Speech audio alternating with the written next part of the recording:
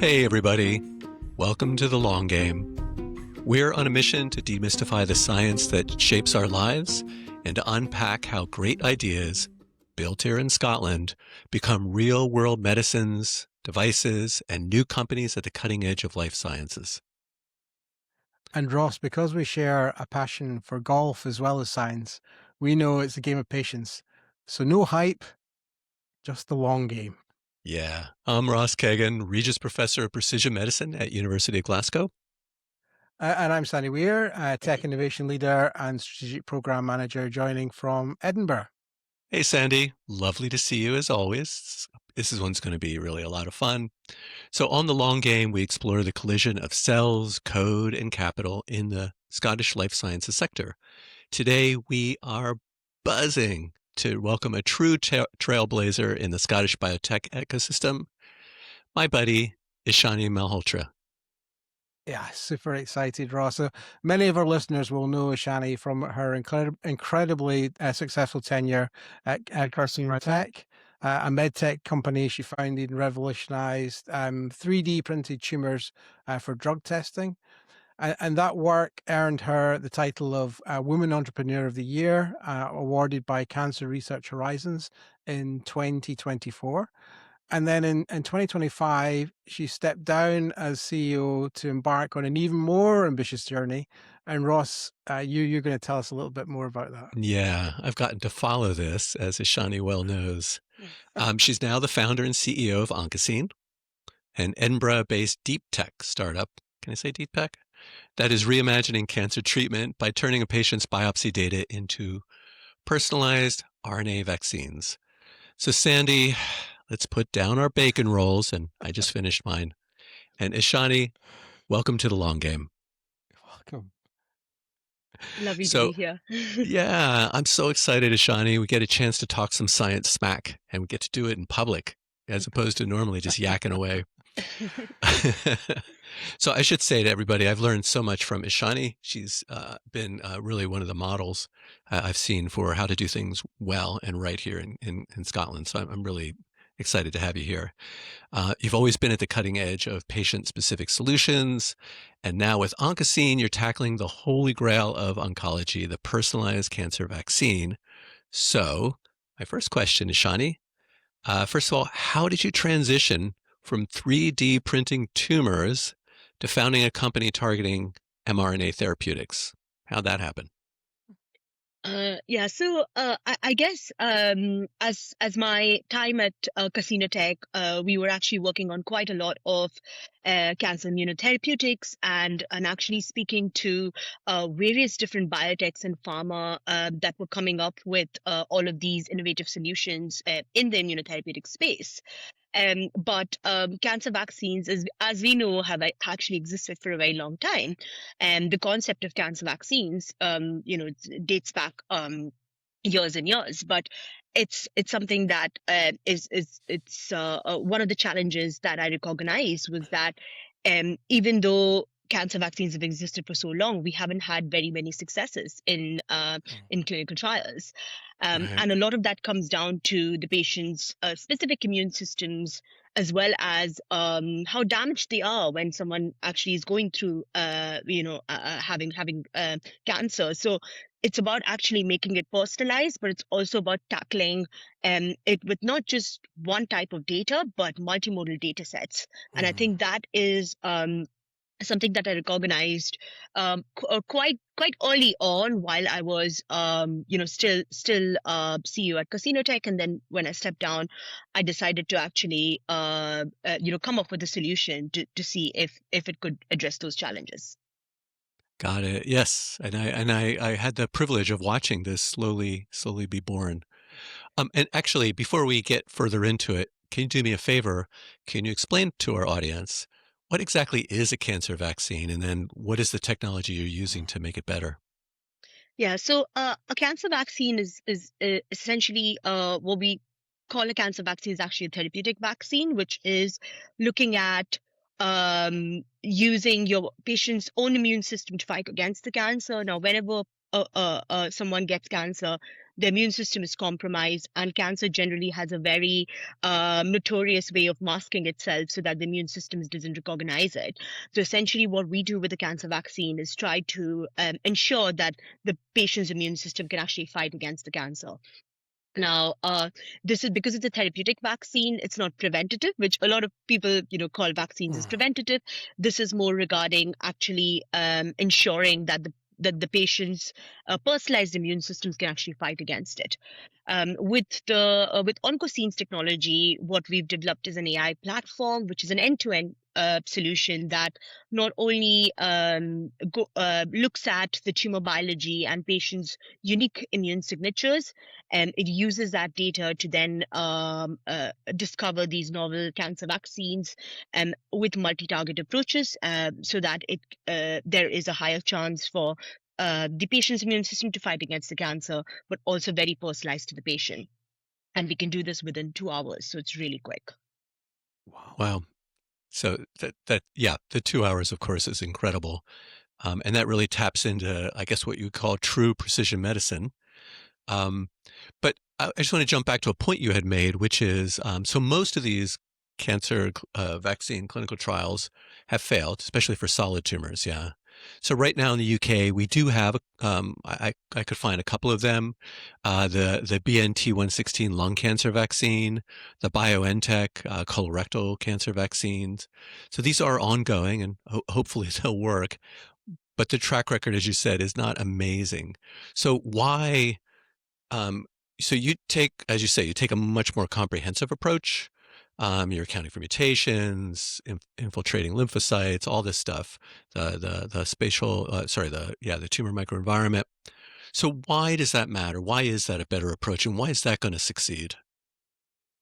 Yeah, so that's a good question actually, because so historically a lot of the cancer vaccines have been developed using binding only predictions, or essentially just using the genomics or mutation data from the patient. But as cancer biology in a patient is always evolving and always changing, and new mutations pop up even before we realize, and that's why there's metastasis and things that go along that. So it's very important to actually have something that is adaptive and in real time, but also actually looking at other aspects of the patient cancer biology, because the tumor microenvironment, and there's tons of publications and peer-reviewed literature out there to talk about how tumor microenvironment is crucial, and spatial transcriptomics is crucial to actually look at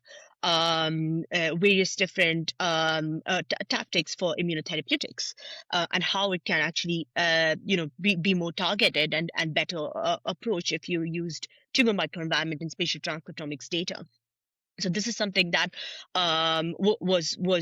it's not been done in vaccine design before, but this is something that we thought would be a very accurate approach of actually looking at the patient's specific tumor microenvironment and spatial transcriptomics, alongside the mutation and RNA-seq data that you would generally get from the patient.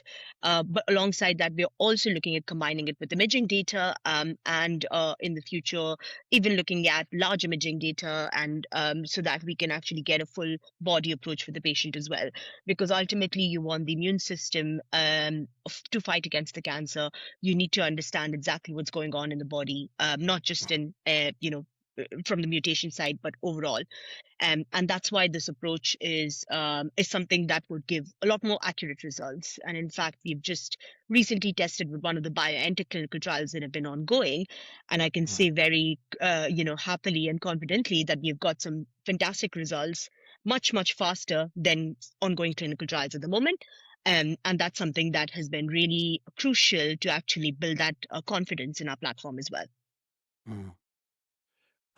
I have so many questions. Oh my God. I love this. And so a little bit for the nerds, we're going to have to go a little bit in the weeds. So I apologize to everybody else, but just I want to dig a little bit deeper, because you said some of the things that I love, which is taking a whole body approach. As you know, this is what I've always been about. And I know for you as well, actually, the technology you've had has always thought about that. But so let's take one quick dive in, which is, So typically the way you make a cancer vaccine is you say, oh, okay, I sequence the tumor. I see these weird proteins being made. I now try to train the body to recognize these weird proteins. They're only on the cancer, and then go let your immune system go find them and kill them. You mentioned that you also take account of the tumor microenvironment, all the stuff around the tumor. And for those of you who aren't cancer people, this is a big, big contribution to the tumor. And in some ways, it's what makes getting tumors down so frustrating, because we know so much about the tumor itself, but then you have to account for all the other stuff around it that helps it progress. So that's just me ranting to say, how in the world do you account for the microenvironment when you're designing these vaccines? Like, what are you looking at? Yeah, so that's a good question. So what we look at with the tumor microenvironment side of it is actually, so the tumor microenvironment is a very complex, and as Ross mentioned, very complex system where you've got various different cell types that are at play there. It's not just, what the cancer does is essentially surrounds itself with all of these cell types that is almost protecting it, at various different points with various different pathways and everything that's going on there. What we're trying to do is essentially not just look at the cancer cells, but also look at these various different other cell types. For example, if there is a tumor microenvironment that has a high a stromal or what we call fibroblasts or CAFs, that's cancer-associated fibroblasts within the microenvironment, it essentially forms almost a shield. And actually, there's been a lot of papers actually to show this, where immunotherapeutics find it very difficult to penetrate.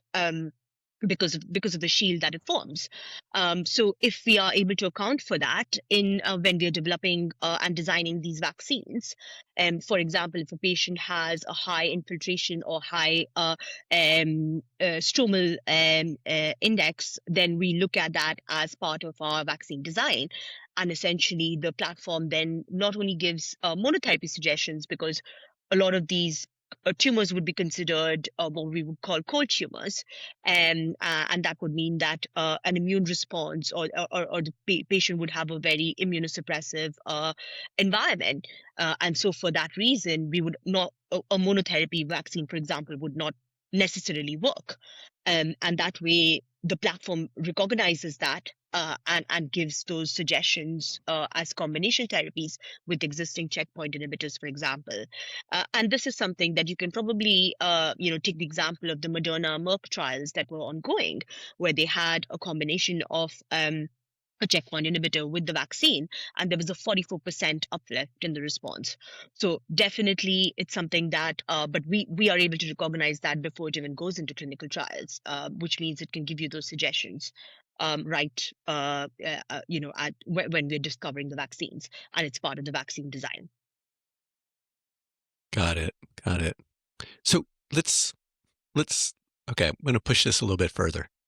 And that is, so for example, when I ran an experimental clinical trial back when I was in New York, and I always think about one patient in particular where we designed a bespoke treatment for them. We designed a model based on their sequencing. We treated them. The tumor went down. But then at some point, it came roaring back. We all know this phenomenon.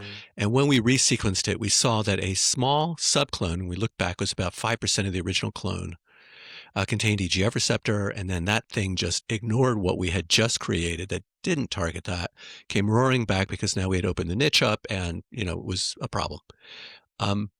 So you, by being able to redesign these things in a couple of hours, now of course that's not making it, but that's designing it.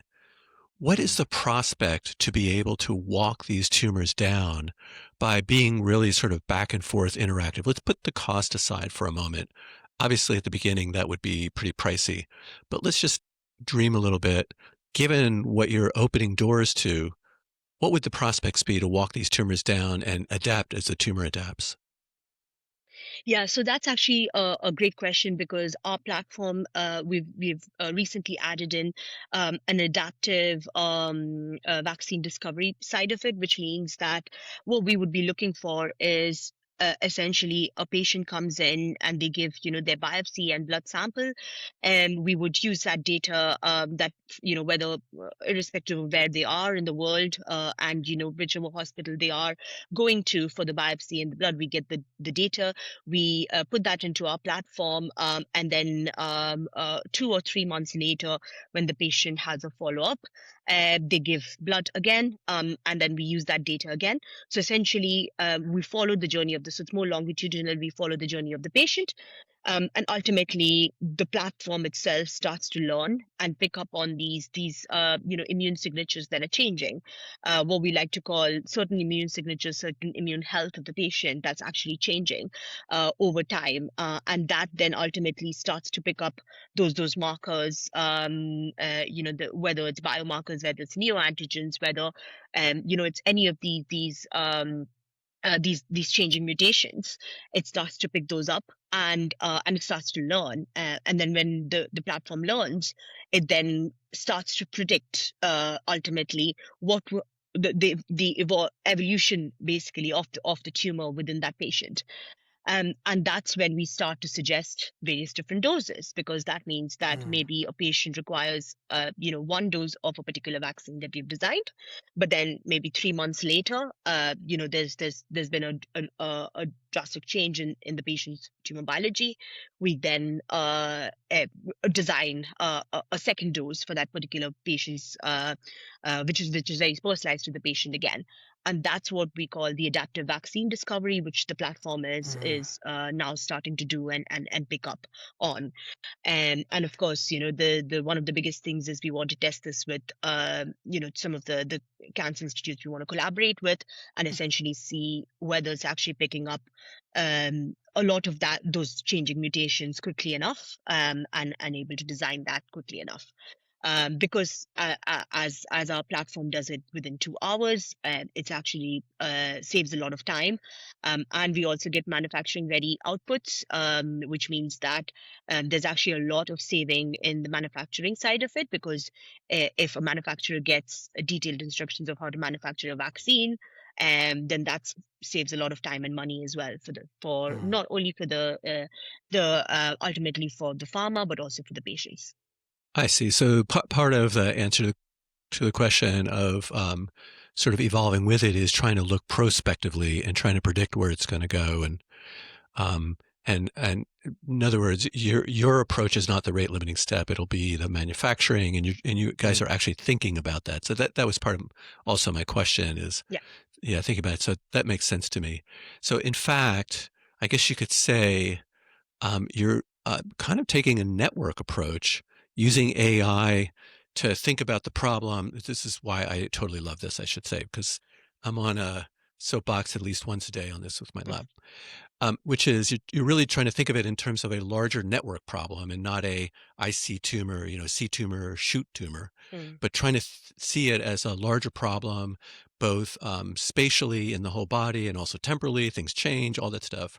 And this, you're really leaning into the use of AI, which takes me to a question I've always wanted to ask you. Okay, I'm sure you are curious what on that lead up, which is you and I have talked about your need for really high level coding and so on. I have seen what you have personally coded.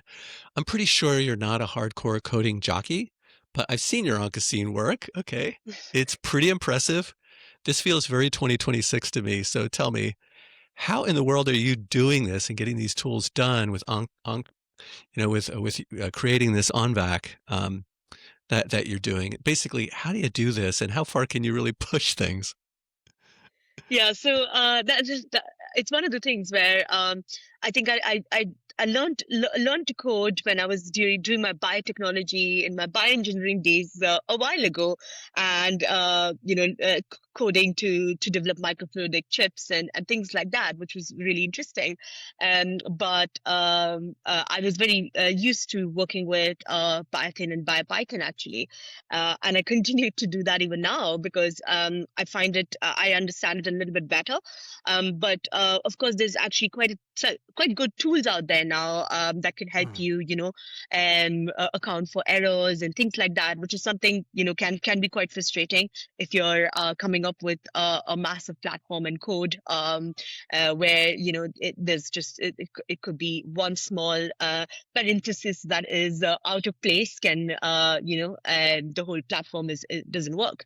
So I think that one of the things that I guess I started, my approach was more about looking at right, with my knowledge and with my expertise and some of the papers that I was reading continuously about, the tumor microenvironment and how it influences combination therapies and things around immunotherapeutics, and how it can actually be very helpful in understanding personalized immunotherapeutics. Mm. Um, it gave me a bit more of, okay, if I can come up with some algorithms that could be really interesting to include in the vaccine designs, then that could be interesting. So our algorithms are all proprietary, because it's something that I've come up with that sits within the platform, Yeah, and noted. then the coding around that is just coding that we've got, but then it's all very specific to the algorithm. So the whole platform is built from scratch, but a lot of the errors were fixed with using some of the existing coding tools like Cursor and even Claude Code, for example. But yeah, Mm. like I would say that because the platform itself is something that has been essentially an amalgamation of not just what my experience has been, but also from some of our team members that have come in together to actually tell us about their experiences and how we can shape the platform to better reflect what would be the need for pharma, biotechs, and patients ultimately. And that's something that allows for the algorithms to keep changing as well as adapting. So I think that keeping it very specific to what the market needs are is also really important, and that's something that we can do real time as well. But Mm. yeah, the actual platform itself, it took me about 6.5 to 7 months to actually build it, and when I was happy with Wow. it, and then we started to do a kind of like first trials with published data sets, and comparing to peer reviewed publications, and we started to see that it was giving us some really fascinating and really good results. So yeah, so I think it's at this point now where we are really happy with it, and we are we're continuously testing now with various different patient data sets. So this is so amazing. So because the reason I'm saying this is amazing is not just you're a guest and I want to be nice to you because I really do like you, Ishani, but it's because, they often talk about now there's going to be the first $1 billion single person company and all of this stuff, which hopefully you'll be that person and then you can invite me to your island. Um, but this is really an example where you've leaned into the tools that are coming online and using your knowledge. You've actually done quite a bit of this yourself, I think is what my point was and why I'm so Mm, impressed mm, by this. And you'll be too polite to say that, but actually what you've been able to do as a single entity, and I'm sure you've gotten help, I'm really impressed. Mm. Obviously, all of this requires, serious computational power and all that stuff. So now would be a perfect time for me to hand this over to Sandy to talk about and Thank think you, about the Ross. tech and business side. What do you think, Sandy? Yeah, that's a great segue. Thank you, Ross. Yeah, Shani, this is so impressive. I've really learned a lot just listening, and as you can tell, so Ross handles the biology, and now I'd like to talk a little bit more about some of the kind of practical adoption of some of the technologies you've been describing. I've just returned from a really stimulating week when I've been at Precision Medicine World Congress in Santa Clara in California. By the way, what you're talking about and your world and your company, you would fit in so well to those discussions. mm, I have heard a huge amount this week from companies like yours using AI-driven multi-omics models, and you're absolutely so right. It's that stack now. It's a yeah multimodal stack, and using that to unravel complex tumor mutations and understand immune responses. I think what you're doing is fantastic. Thank you. Let me come back to that question on speed, and you've talked very eloquently about the Oncocine it's called the OnVac platform, Yeah. isn't it? Yeah. And you take a patient sample and you generate that fully optimized, manufacturing ready microRNA vaccine, and you do that in just 2 hours, as you've told us. It's so impressive. But from a tech perspective, just take us back a little bit and tell us a little bit about how you build that automated precision pipeline that's capable of moving that fast to support it. Yeah, so I guess one of the things that we've been looking at is actually there is quite a lot of published data sets that we can work with and use currently, and it's something that it's getting better, it's growing, but then there's also the aspect of actually working with some cancer institutes, as I mentioned, to try to get some data from that could help with the initial data set side of it. But ultimately, we do want to get to a point where we have our own proprietary data sets as well in house, and that's something that is going to be crucial for us down the line when we start to look at patient stratification strategies and things like that in the near future.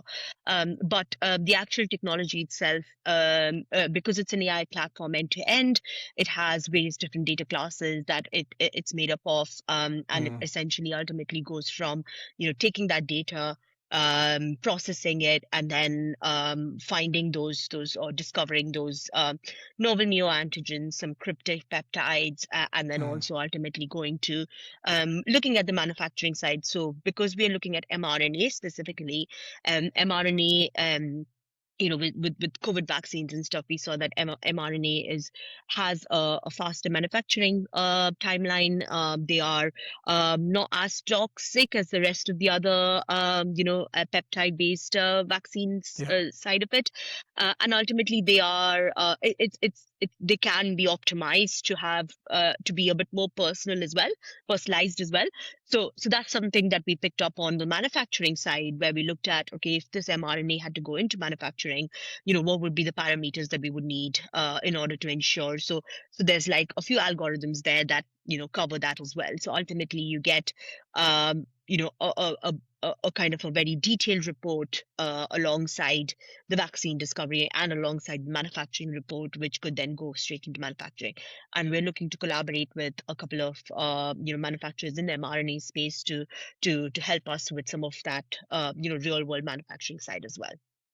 Yeah, no, that's great to know, great to understand, and I mean, and if I understand, you're offering, from what I've gleaned and what you've told us today, that speed is a massive commercial advantage. So that ability to be able to develop these vaccines in 2 hours, that's your USP amongst all the brilliance of bringing together this ecosystem and creating that capability. This time that you're able to the time that you're able to develop these is the leading part. And I know that you're doing things like you're participating in the Advanced Therapies Integrates North 2026 event that's coming up, and I know that you're really involved in networking with other industry partners, other academic organizations as well, including PrimeMed, which I believe you're now becoming active in. I'm really interested to know that how do you use those cross industry collaborations, and how do they help you to scale deep tech AI platform development in Scotland? Yeah, so that's a great question. So I do always, and I've always believed in this, that collaboration is key when it comes to to working with especially when you're doing something that's deep tech, and when you're looking at something very specific in terms of coming from the cancer biology side. It's so important to see what research is going on within academic institutes, within industry, to see how better we can collaborate with what's already existing out there, and what's already and for us to have a shared mission, to actually ultimately get to a point where we are, helping patients.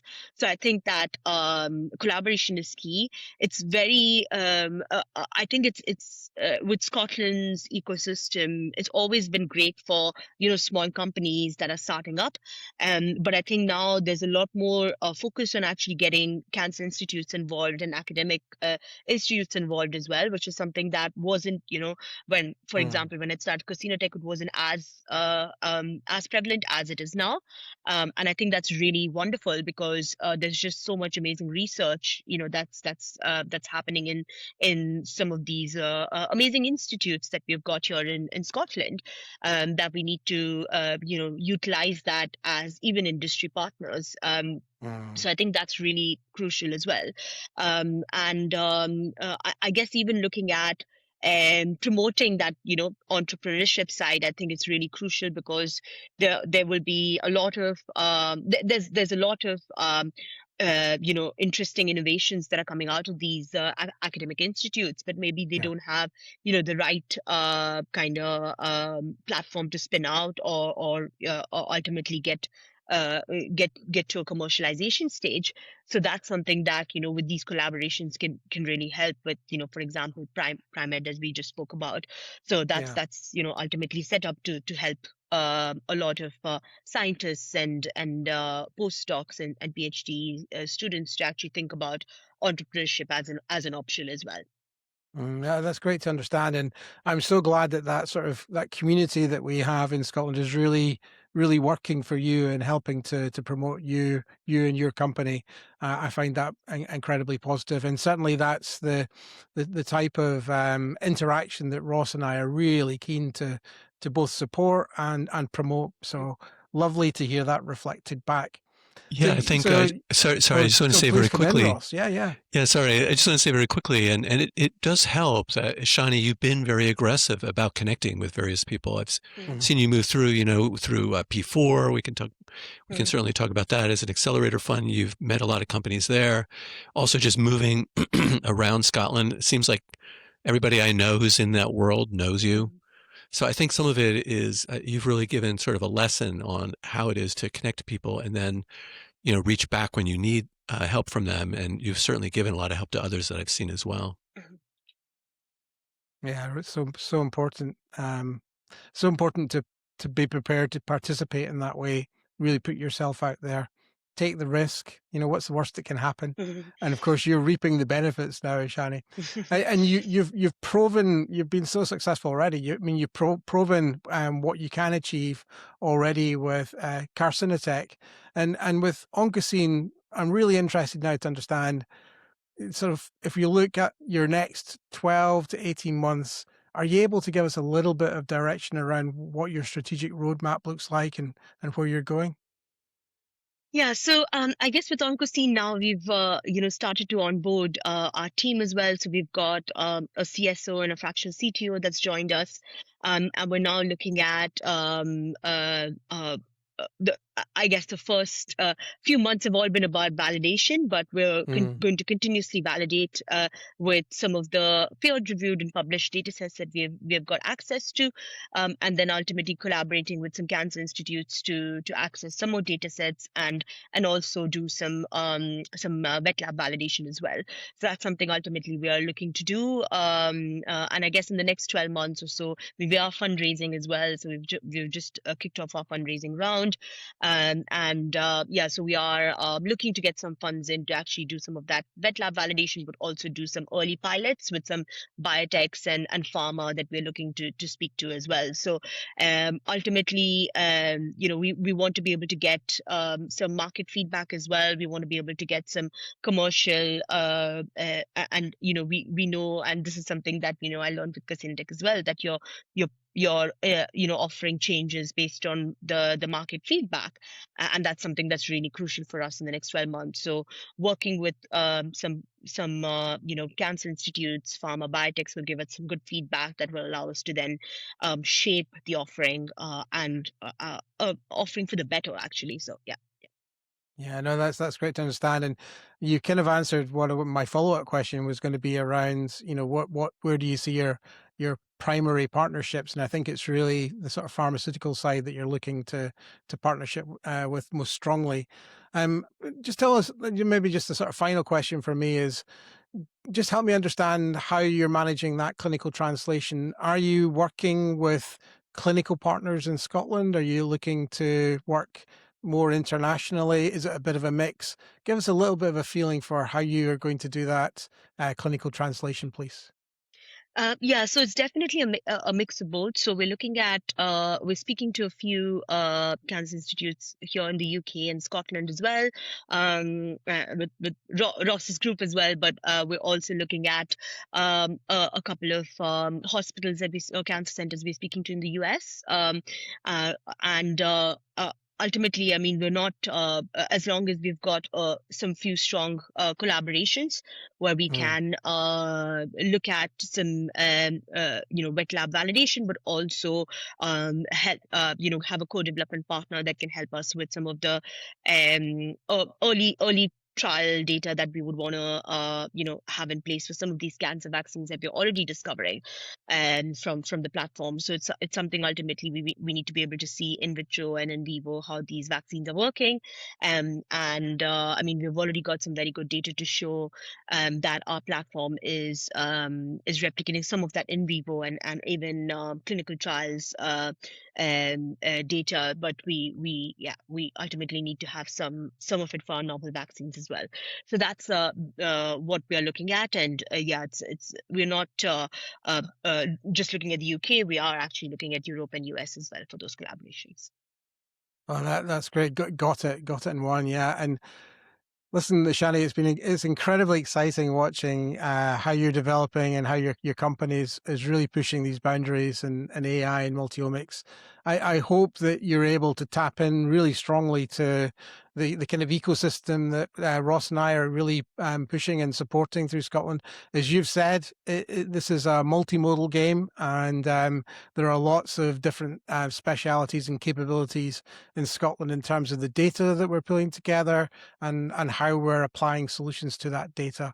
But taking this to the global market, absolutely fantastic, really inspiring, and it's great to see a Scottish company doing this. And thank you so much for joining us today. I've learned a huge amount in just a very short time.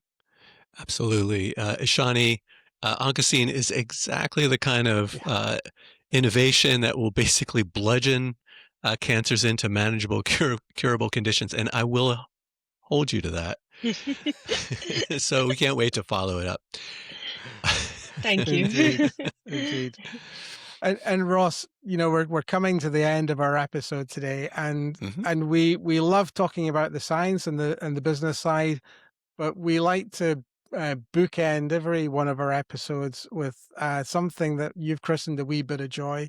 So before we go and before we skip out of this episode today, it's been an absolute pleasure talking about the algorithms and how we get those from labs to benches to clinical practice. But for our closing segment, let's think about a wee bit of joy. So Ross, can you kick us off? Can you give the direction to Ishani here and help her out? And what's been enthusing and exciting, and what have you been getting joy from this week? Well, let's start with Ishani. Let's start with you because, of course, this podcast is a wee bit of joy. But besides that, I'll share my wee bit of joy for sure. But actually, you're the guest. Tell us, what's been making you happy? It have to be just this week? Whatever you want to share with us. 100%. Whatever you want to share with us. I guess one of the things, I absolutely love driving around Scotland. I think it's beautiful and magical. So I think a wee bit of joy is definitely, some of the road trips that we've done around Scotland. It's been really, really beautiful, and I love driving on challenging roads, which has been really interesting. It's not, I have a very old car, but it works really, really well on these interesting terrains. So I ultimately love that. This week I would probably say that I guess I actually mentioned it in the podcast. Was one of the biggest things or biggest joys that I got was actually looking at some of the data that we were comparing with the BioNTech clinical trials, and it was really fascinating. When you start to look at these amazing results, you're just like, okay, this is you're onto something great here. So yeah, I think that was ultimately really interesting. Spoken like a scientist, but yeah. I was going to say that is the nerdiest possible answer. I love it. I know. and, and Ishani, I was trying to help you out. I was hoping Ross was going to lead the way, but Ross is quite right. He let you go first as our guest today. So now it's yeah. so Sandy, you got to go. I love that Have I nerdy, gotta and follow also up now? with your old car, Ishani, I look forward to finding you somewhere in Scotland and picking you up. Exactly. Yeah. North Coast 500. Is Yeah, bailing you out. Yeah. What do you think, Sandy? What do you got? Well, for me this week, I really it was more of a huge piece of ecstasy than just a wee bit of joy this week. Ross, as you know, I'm a huge Scotland rugby fan, and it would be remiss of me not to mention Scotland's resounding victory over what is a hugely respected France team on Saturday. I guess it was great to see the result, but I was particularly proud of Gregor Townsend. He's been on a manager, a coach that's been under huge pressure recently, and to see him cope with that, and to see the team cope with that after a difficult start to their campaign against Italy in the opening game. It's been fantastic, and I guess we've got our fingers crossed, and we're hoping that on Saturday they can do something really special against Ireland and take that historic next step. So yeah, that was my bit of joy this week. I love it. I love it. I actually know, I understand a little bit about it because my wife Yumi and I have been watching The Six Nations on Netflix. So I understand how terrible it was to lose to Italy and how amazing it is to win against France. So so it sounds like a roller coaster. I do appreciate it. Yeah. So my wee bit of joy is just a quick story. So on Saturday, Yumi and I went for a lovely hike at the Wangi, and as New Yorkers, I'm always blown away by actual mountains and that sort of thing. So it's always and sheep still blow my mind. You guys let them outside; it's amazing. But that night we got tickets actually because Yumi knows somebody who knows somebody, because it was completely sold out, to see David Byrne at the local Armadillo. And for those of you who don't know David Byrne, he was head of the Talking Heads, which was a huge band. For a New Yorker, really means something back in the late 70s into the 80s. The guy's just brilliant, and he hasn't gotten any less brilliant, I have to say. He comes out of the Rhode Island design, and so you could see all of that in his stage sets and everything. It's just incredible. I should probably show pictures. Maybe we'll put some up on the website. So here's where I'm going with that. So we before we saw the concert, we were eating at a restaurant mitzvah, and there were 6 people on our left. They were about our age. They were yakking. So we started to yak with them. Turns out they're going to the concert, right? The people on our right, also about our age, they were going to the concert. Okay, so it was so interesting. So we go there. The concert. And I have to say, it wasn't just people our age. In fact, we were definitely the oldest people in our section, probably because we were in the nosebleed seats, and all the people our age were down there because they could afford better tickets. Ours were free. So anyway, but as he was going through it, I was looking at Yumi, and it just kind of threw me back to when we first met, right? Because that was around that era. And I looked around and I saw other people our age, and they were having that same moment. You could just see it. And I'm not somebody who really thinks much about the past. It's probably not a great thing of mine. For me, if a song is more than 6 months old, I'm like, eh.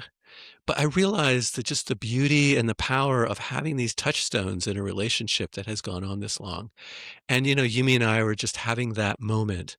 And I have to say, I absolutely love that. And we're still kind of on a little bit of a high, just kind of walking back into that moment. And I'm sure others from that concert had the same. So for those of you who are younger and just getting together, just look forward to those moments. It's kind of what makes life absolutely special. So that's my wee bit of joy. That's beautiful, Ross. And yeah, I'm a huge fan of David Byrne as well. So Yeah, I'm so jealous that you had this time at the concert. Yeah, it was fantastic. amazing. That's a lovely story. Thank you. Well, guys, next week we will talk about the fundamentals of cancer. But before we go, we have a thank you to Ishani. Ishani, Absolutely. much appreciated. It's a ton of fun. I hope you had as much fun as we did. Yeah, I did. Thank, Yeah, thank you so much for having me. Yeah, that was really good. yeah, Yeah, thank you so much for your time today, Shani. It was a really tour de force of your background, your company, and very inspirational. Thank you very much. Thank yeah, you. much appreciated. Now get out there and cure the cancer. Yeah, exactly. So, so until next time, everybody, please have an epic week playing the long game. Ciao. Bye for now. Yeah, see the vision clear. We're here to run the long game. Blueprint set, no fear. Playing out the long game, the long game.